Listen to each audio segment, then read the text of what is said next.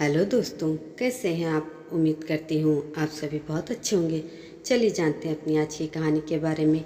रात का समय था। मेरी पत्नी मेरे बगल में गहरी नींद में सो रही थी। दिन भर की थकान उसके चेहरे पर साफ झलक रही थी। अचानक मेरे फ़ोन पर एक नोटिफिकेशन आया। किसी महिला ने मुझे सोशल मीडिया पर जोड़ने के लिए अनुरोध भेजा था।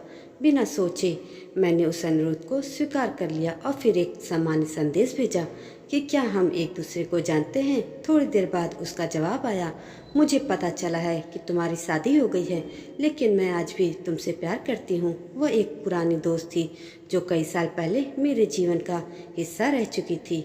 उसकी प्रोफाइल फ़ोटो में वह बेहद ही आकर्षक लग रही थी। मैं एक पल के लिए रुका और फिर चैट बंद कर दी। मेरे मन में ख्याल आया, क्या यह ठीक है।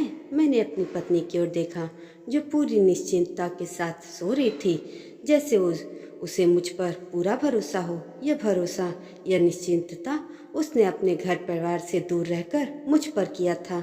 मैं सोचने लगा, वह अपने माता पिता के घर से इतनी दूर है जहाँ उसका परिवार 24 घंटे उसके आसपास रहता था।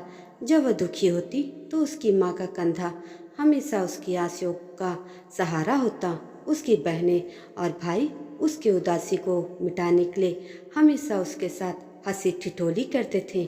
उसके पिता जो उसे उसकी हर छोटी बड़ी ज़रूरतें पूरी करते थे, अब उससे दूर थे। और अब वह मुझ पर पूरा भरोसा करते हुए एक अजनबी घर में पूरी ही निश्चिंतता के साथ सो रही थी। मेरे दिल में एक अजीब सी भावना जाग उठी। मैं अपने फ़ोन की ओर देख रहा था और उस महिला के संदेश को याद कर रहा था, लेकिन फिर मैंने तुरंत फ़ोन उठाया और ब्लॉक का बटन दबा दिया। मैंने खुद से कहा, मैं एक इंसान हूँ, कोई बच्चा नहीं। मैंने अपनी पत्नी के साथ वफादारी की शपथ ली है और मैं उसे निभाऊंगा।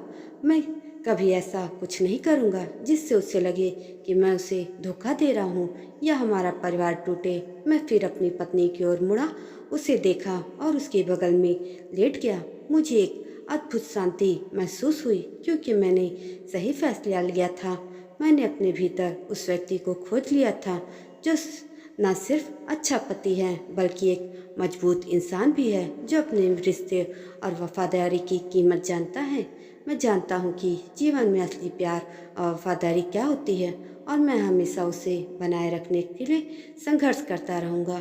दोस्तों, आपको यह कहानी कैसी लगी कमेंट करके ज़रूर बताइएगा और ऐसी ही अन्य कहानी के लिए मेरे चैनल को सब्सक्राइब भी ज़रूर कर दीजिएगा। धन्यवाद।